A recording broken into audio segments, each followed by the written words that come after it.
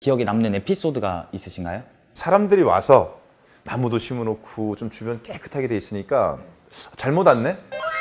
폐차장이 아니네? 왔다가 그냥 가는 사람들이 많았어요. 그래서 쫓아 내려가서 폐차장 맞습니다 하는 경우가 간혹 있었습니다. 예.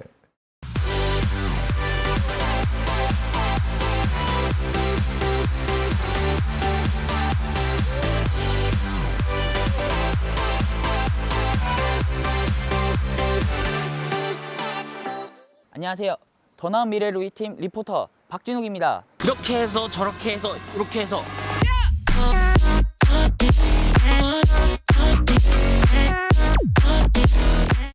이곳은 타 폐차장과는 다르게 환경을 생각한 친환경적인 폐차가 가능하다고 하는데요. 정말 궁금하네요. 한번 가보시겠습니다. 출발!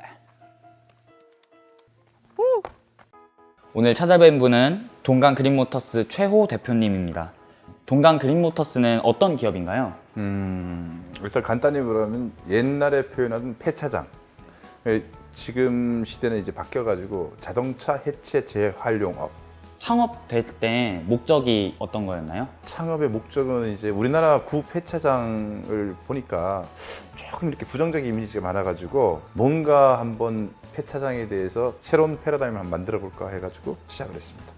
이전에 이제 건설업에서 30년가량 종사하셨다고 들었는데 폐차장 운영으로 사업을 바꾸게 되셨는지. 제가 제 인생에서 건설업에 올인하기는 너무 아깝다는 생각이 들어가지고 다른 업종을 한번 찾아볼까 했는데 마침 지인의 소개로 여기를 와보게 됐습니다. 내부 이곳저곳을 살펴보니까 폐차장답지 않게 정말 깨끗하더라고요. 타 폐차장과 달리 이런 깨끗한 환경을 유지하기 위해 하는 노력이랑 이유가 있으신가요? 사회에 뭔가 나도 이바지를 한번 해볼까.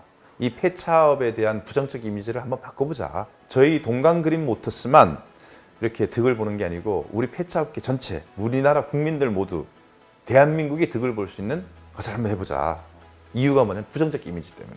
또 폐차장 이미지가 바뀌었을 때 국민들이, 시민들이 안 살 것을 믿고 삽니다. 제 목표는 나중에 최종 목표는 그겁니다. 변화를 주기 위해서. 회사 부지를 이제 공원화하고 싶으신 이유가 따로 있으신가요? 폐차장 보면은 실질적으로 가보면은 바닥에 기름 범벅입니다. 기름이 신발이 빠질 정도로 푹푹 들어가는 데도 있습니다. 환경오염이 엄청 심하죠. 이거 좀 뭔가 변화를 시킬 수 있는 게 없을까. 건설업을 안 한 이유가 부정적 이미지였는데 폐차장도 마찬가지다. 깨끗한 분위기에서 나무 좀 심고 또 정원 좀 해놓고 분수대 좀 만들어 놓고 당연히 그렇게 해도 폐차장 운영할 수 있을 것 같다라고 생각해서 목표를 그렇게 세워서 지금까지도 계속 진행 중입니다. 애로사항이 있었다면 어떤 거고 그 애로사항을 어떻게 극복하셨는지 궁금하십니다. 막막하더라고요. 일단은 뭔가는 이제 새롭게 해보려다 보니까 뭔가를 배워야겠더라고요. 그래서 부사장님하고 저하고 근 3년 가까이를 전국에 있는 폐차장을 웬만한 곳을 다 돌아다녔어요. 그래서 그 폐차장 돌아다니면서 어떨 때는 문전박대 당하고 쫓겨나기도 하고 어떨 때는 담 넘어서 보는데 뭐 도둑놈인 줄 알고 이렇게 좀 오해도 받고 큰 보람은 있었습니다. 그렇게.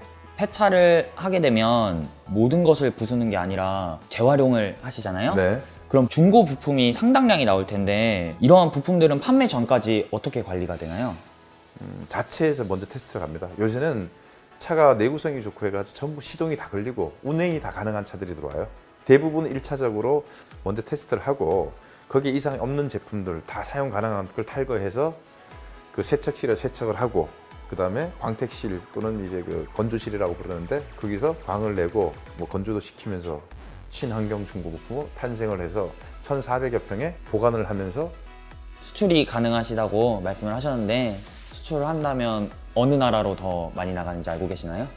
아프리카, 가나, 뭐 중동 지방, 이라크, 필리핀, 우리나라 차 현대 기아차가 수출되어 있는 나라들은 대부분이 나간다고 보시면 됩니다.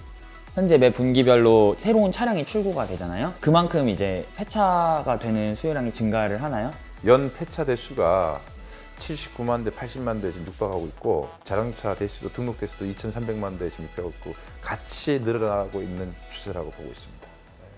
마지막으로 인터뷰 하신 소감 어떠신지 한번 여쭤보겠습니다. 이렇게 알리는 기회를 만들어줘서 감사할 따름이고 저희 회사 기준으로 얘기한다면은 너무나 감사할 따름이죠. 예, 이렇게 알리고 싶었는데 이렇게 찾아와서까지 이렇게 안내를 해주시고 알려주시고 하는 거는 감사할 따름입니다. 오늘 인터뷰 응해주셔서 정말 감사드립니다. 네, 감사합니다.